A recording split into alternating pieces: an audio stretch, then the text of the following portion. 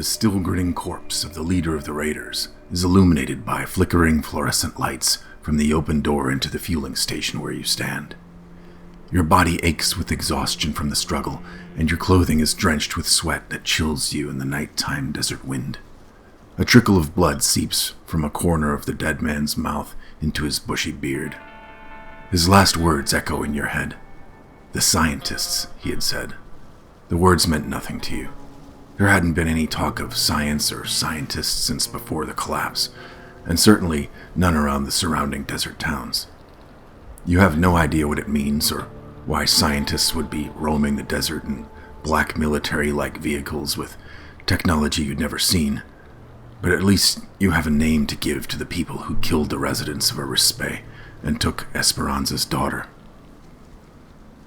You and Esperanza share a glance as you realize that with the raiders dead and supplies of food, gas, and water inside, what was once their base is all yours for the taking.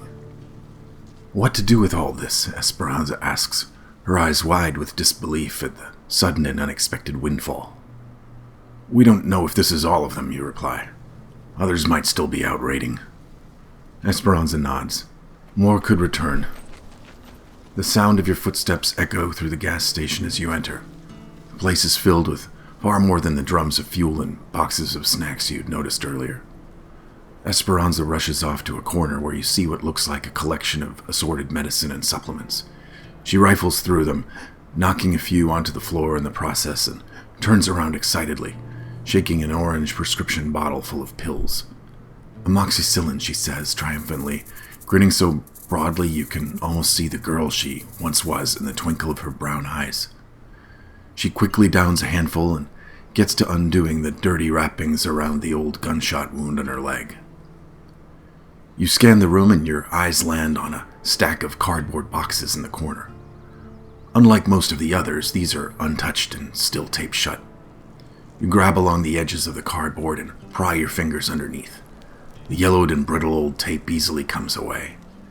You pull at a thin layer of bubble wrap and toss it aside. Pre-collapse memories rush to your mind of ripping open delivered boxes left on doorsteps and a hazy, half-forgotten past. In your mind, images flash of colorful flowers lining beds neatly trimmed with mulch and a path to your front door. You push the unwelcome thoughts from your mind and force the box open. You recognize the forest green color of the folded shirts within the box, even under the plastic wrappings. They were once U.S. Border Patrol uniforms, though you don't see any badges or markings. There must be a dozen shirts stacked and wrapped individually. You throw a folded one that is your size into your backpack and break another free of its plastic. It's incredible to see clothes so well preserved with such vivid coloring. You glance down at your own tattered sleeves that were once of a similar style and color, now faded and caked with dust, sweat stains, and more recently, blood. Quickly you shed your old shirt and look around for something to replace your equally unpleasant undershirt. Esperanza steps up beside you, munching on a large round cracker, and peers into the box, her eyes twinkling with interest. These could be useful, she says, grabbing a shirt and examining it. Even the smallest size looked a bit too large and bulky for her slender frame, but her clothing was no less terrible than yours and in desperate need of replacement. In what began to feel like an endless stream of luck you were sure would give out at any moment, you both find better pairs of mismatched pants to go with your uniform tops. You discover blue jeans in excellent condition, while Esperanza settles on a pair of skin-tight black leather pants that look like they might have been a favorite of the raiders, if not in a woman's size. You discover another nearby open box with several new utility pouches and belts, along with a new backpack. You use the newfound containers to stash away handfuls of useful items as you walk around the station half naked. You'll only be able to carry so much on foot, but then you remember the raiders' vehicles and are encouraged that you can cram more supplies into the empty Velcro and zippered pouches. We have everything we need to find my Nayeli, Esperanza says, smiling at you. Enough to search for weeks, you say, but instantly regret the words that slip from your mouth as Esperanza's grin is replaced with a concerned glare. She's right, and you wordlessly surrendered her point with a nod and a raised hand. You need to find her daughter fast to ensure her safety. You'd never say it out loud, but you guess her daughter's chances of being dead are just as likely. After all, your son Warren had to be... No, you banished the thought from your mind. Not now. Still, the uniforms were the edge you needed. You wonder if you might even be able to get closer to the owners of the all-black vehicles, the so-called scientists. The uniforms here were relics of a time long gone, but at least you no longer looked the parts of desert rats. Not like villagers to be slaughtered or stolen away. From a distance, the two of you might even pass for some sort of local officials. You'd heard stories of towns far to the east where sheriffs and other lawmen were making a return to lawless lands and local government was being established. Not that you could be sure the scientists would care either way, but you'd take any advantage you could get. You rifle through an open box of snacks you saw earlier, taking a few select bags out. You pop open a bag of baked potato chips. Open it, take a whiff of the long-sealed contents. You fear the worst, but it actually smells good. It's a rare prize. Old snacks like these from before the collapse were usually bad from heat exposure or oils gone rancid. The chips taste great, and you can't help but shovel them into your mouth, tipping the bag up to get the last of the crumbs, though there are several more bags just like it still in the box. As you explore the station, you come across several large containers of water. You can't recall the last time you saw so much in one place. Some of the water appears to be set aside as radiator coolant and smells strongly of the plastic it was kept in.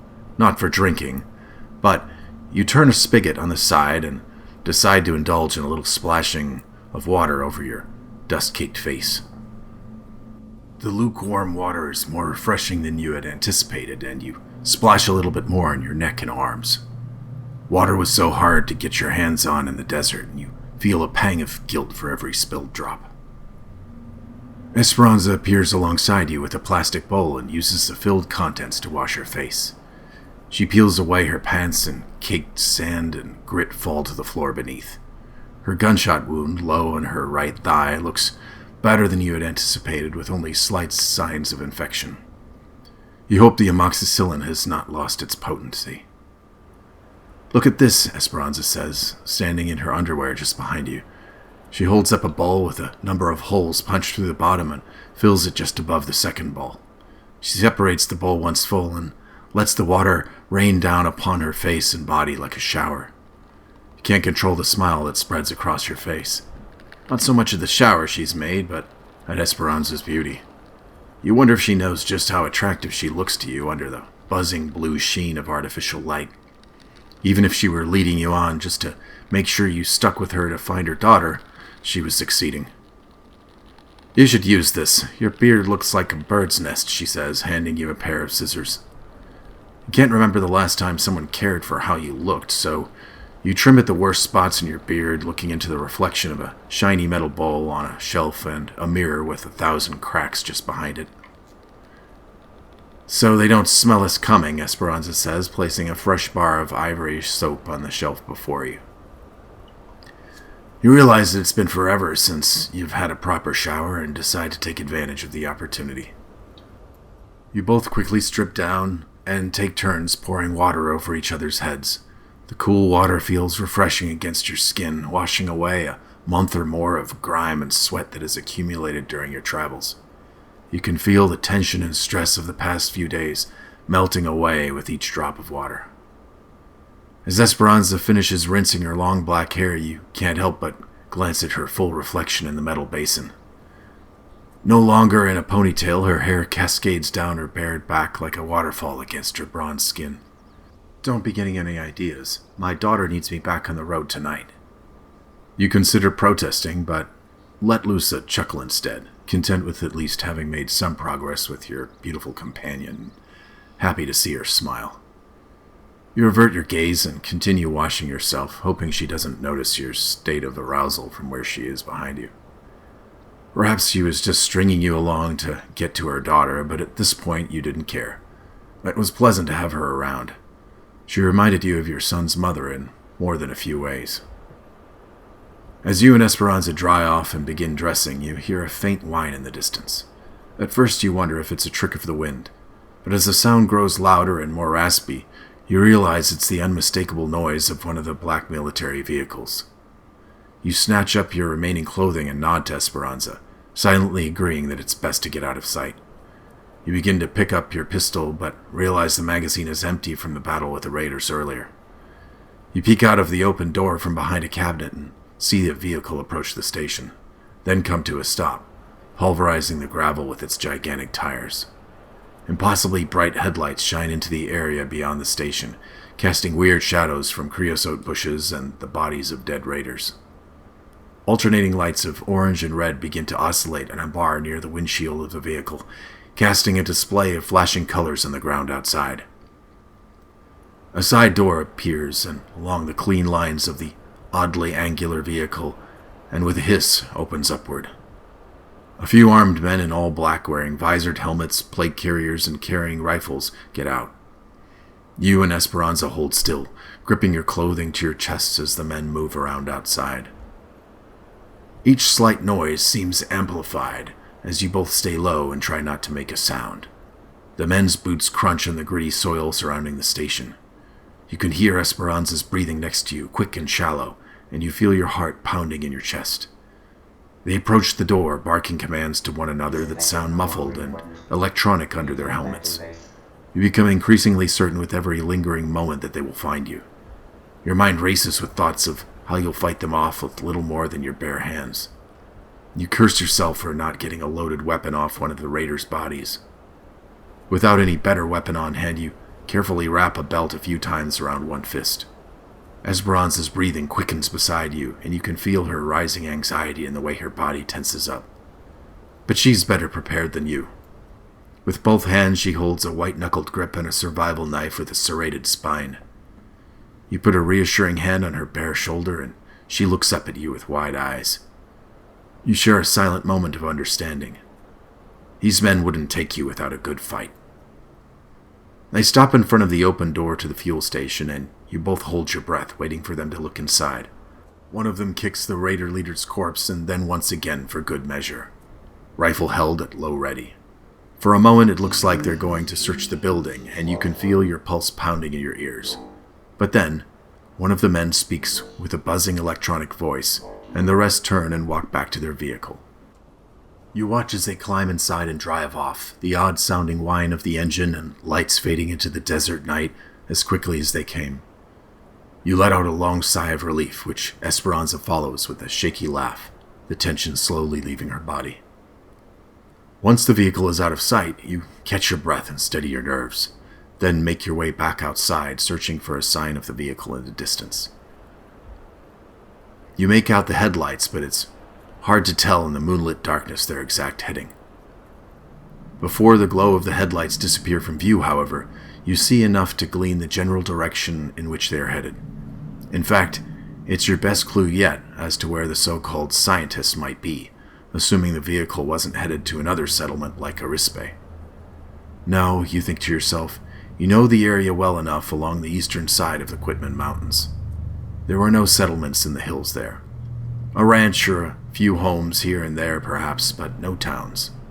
Word had a tendency to travel when it came to new settlements. There was always the promise of a productive water well or good positioning for floodwaters or an unexplained increase in wild animals for hunting to lure new residents to help build a place up. Most of these promises were false or fleeting and temporary in nature, leaving ghost towns in their wake. In any case, there was nothing of note this side of the mountains that would tempt you to visit it. Well, aside from a 5-acre plot of your own land from before the collapse, but you hadn't been there in years. You shake the thought from your head and return to the water container you'd used to shower and soak the root balls from the saplings in your backpack once more. You take another look at the raiders' loot and wonder if the station will be ransacked before you can return again. You pack away another bottle of water for seeds and step outside. You're carrying too much to go anywhere on foot, but you hope you have a solution for that. You walk around to the area with the tables where the raiders had been enjoying drinks not long ago and survey the assortment of cars and trucks that were visible at the edge of the station's lights. A collection of batteries sit on a platform beside one of the benches. At first you think they are spares for the vehicles, but you notice a collection of cables and wires running up to a corrugated roof on the backside of the station. Solar panels. You let out a short laugh of amazement. Intact and apparently clean solar panels was what was powering the lights around the station.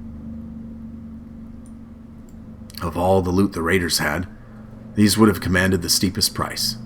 A pump for a water well that could support a settlement's needs could be powered by these solar panels.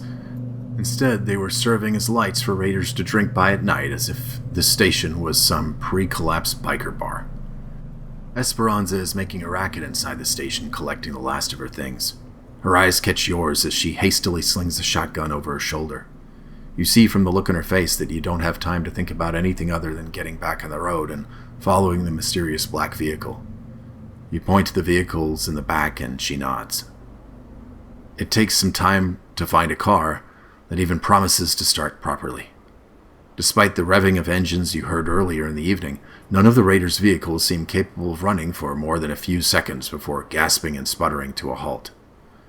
You both set to work on one of these stripped-down models that looks more like a misshapen go-kart. Its frame sparsely covered with random rusted plates of sheet metal placed haphazardly, as if to protect from small arms fire.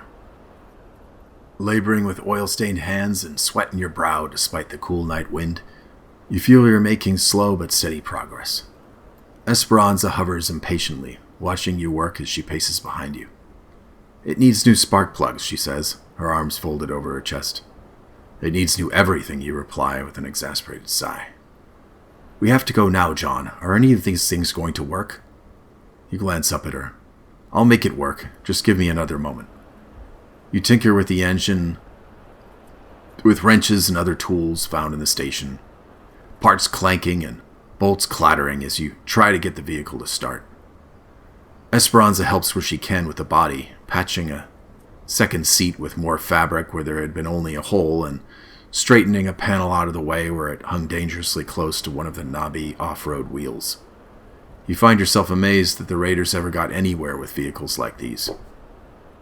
"Try again," you say to Esperanza, pointing to the ignition.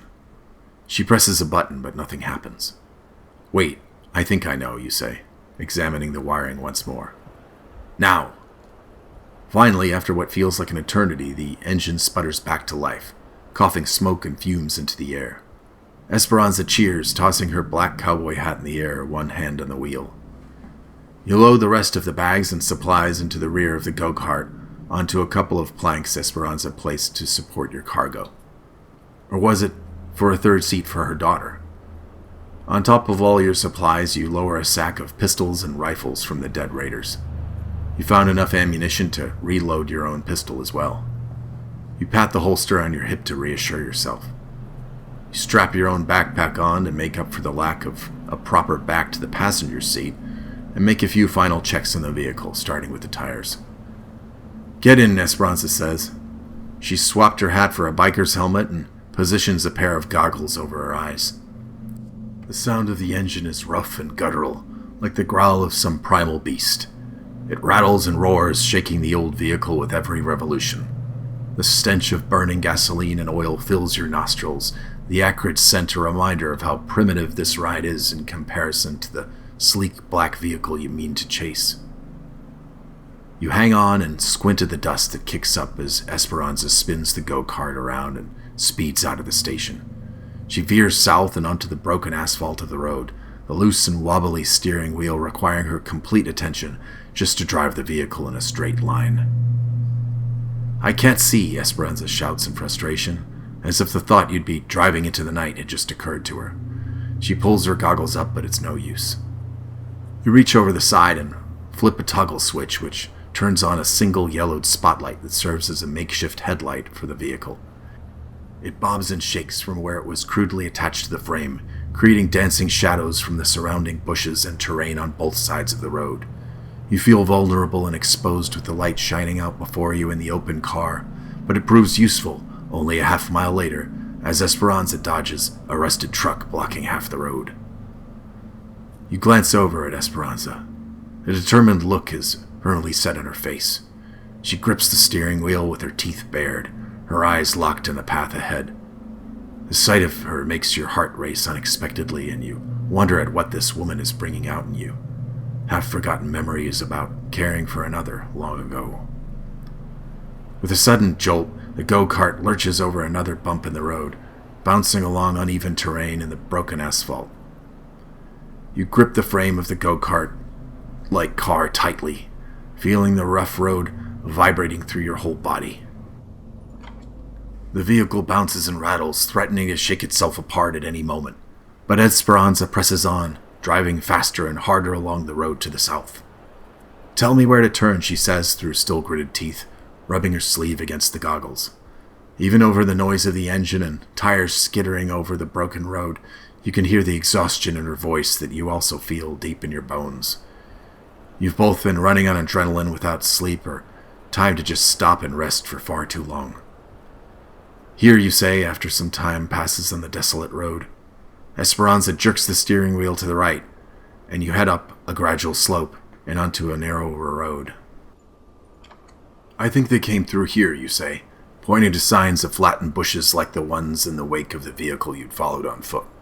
In fact, the ruts become obvious in the road that is even more broken than the one you just left, with weeds and bushes growing up everywhere else.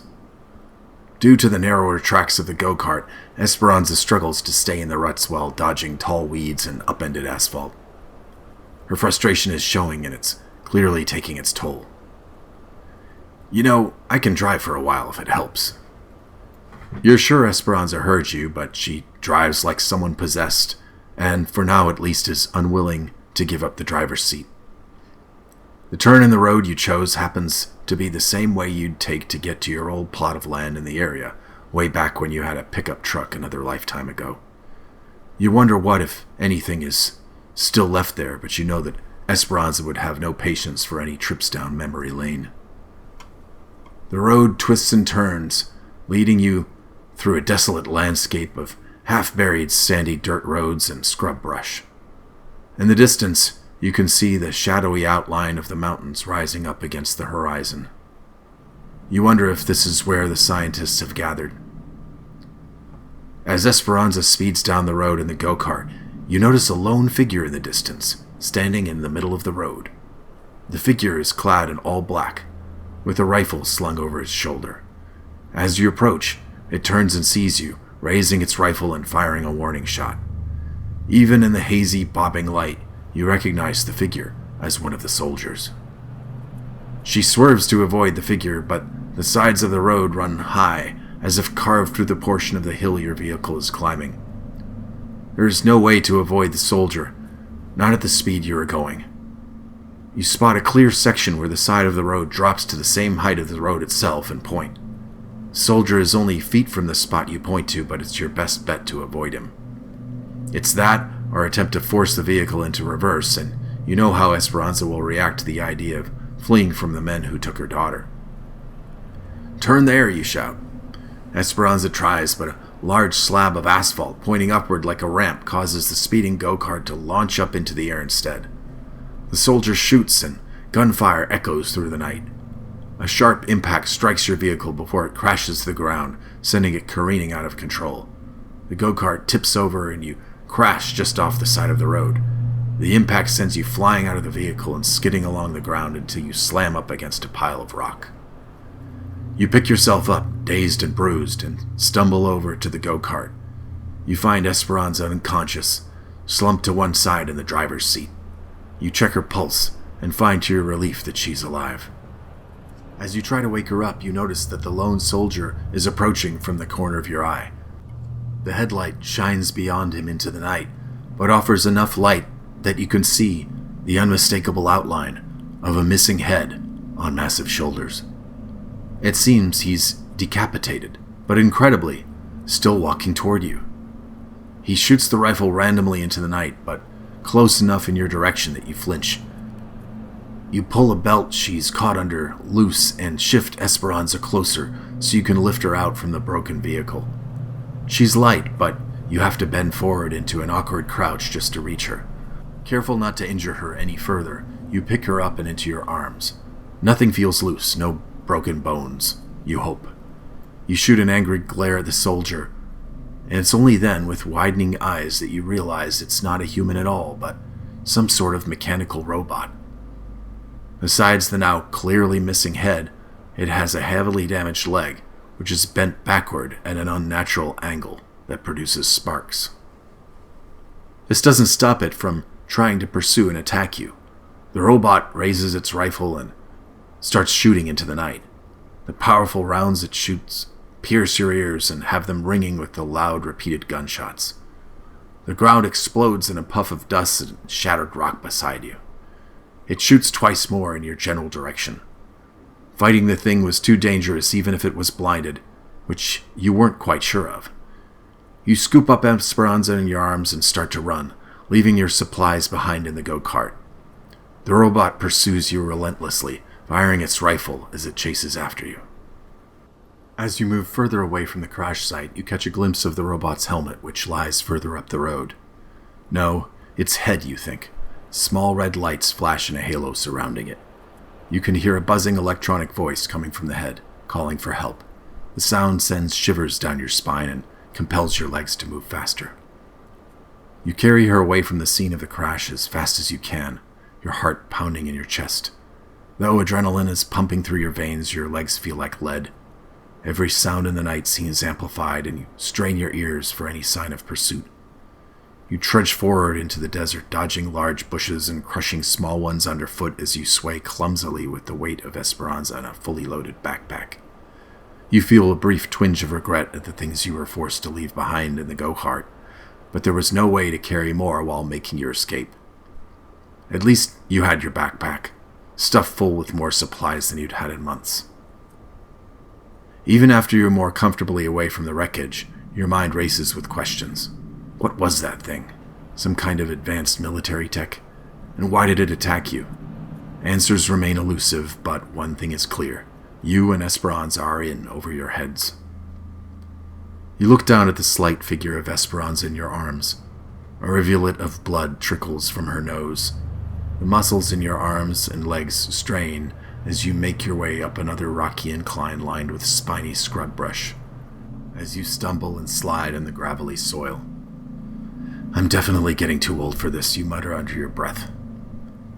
You focus on finding a safe place to recover, but your mind keeps returning to the strange robot and its purpose.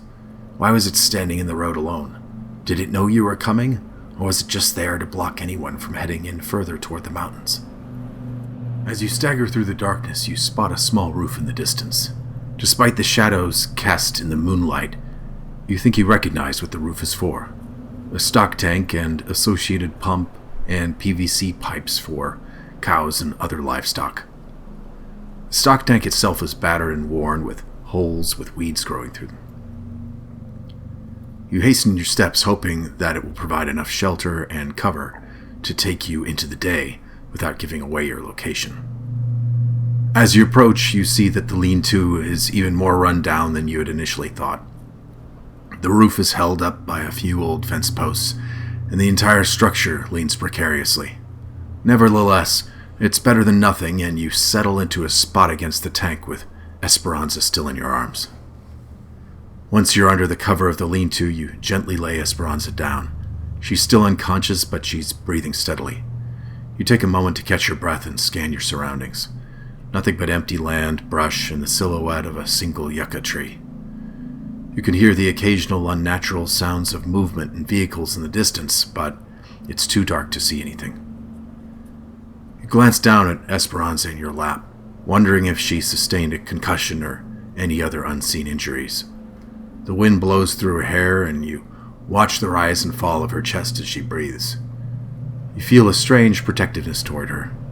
You've only known her for a short while, to be sure, but you already feel like you would do anything to keep her safe. The hooks this woman has put in me, I wonder if she even knows. As you watch her chest rise and fall, you nearly miss a large rattlesnake slithering by at your feet. Too late to slide loose of Esperanza, you're stuck in a sitting position as it notices you and coils to strike. You reach down and slowly unsheath your Bowie-style knife, which is awkwardly positioned under Esperanza's head. You bring the gleaming knife up high, and the snake notices. Its tail shakes loudly as a warning. You move slowly and deliberately as you raise the knife high, giving the snake some space, all too aware that it is just as likely to land its venomous bite on Esperanza as you, if you fail to draw its attention away. You turn the knife back and forth so it catches the moonlight further. As the snake starts to strike, you lean back just out of reach. Experience taught you that rattlesnakes have a short striking distance, so you're able to keep a safe distance while still being within striking range of your knife. The snake is swift but lashes out at only air. It recoils and tries again, but you're ready. You lean forward and bring down your knife with a swift, controlled motion. To your luck, the blade hits squarely on the snake's neck, pinning it to the gritty soil. You force the knife downward, severing its head cleanly from its body. The body still writhes headless, reminding you of the robot on the road. Breathing heavily from the adrenaline rush, you take a moment to collect yourself. You know that rattlesnakes can still bite for several minutes after they're dead, so you dash the head away from the lean-to with a swipe of your knife. You lean back, exhaustion washing over you. Despite the danger and uncertainty of the situation, you're grateful for the chance to finally rest. You squint up at the stars as your eyes turn heavy. Robots roaming the desert in disguise and scientists that abduct and kill villagers. It would have seemed laughable if you hadn't seen so much already, like some sort of kid's animation from back when you were a boy. The real-world robots you recall from before the collapse were always clearly recognizable as such and didn't imitate the movements or appearance of humans as closely as what you'd witnessed. You want to whisper and tell Esperanza that there's no hope of rescuing her daughter from things like the one you smashed into on the road, but you can already hear her answer in your head. She won't give up. You think you hear what sounds like strange electronic voices buzzing again in the distance, but you know you can't hang on much longer. If they find you, there's nothing much you can do about it. Your eyes droop heavily, and before you know it, you drift off to sleep, with Esperanza's head still resting in your lap.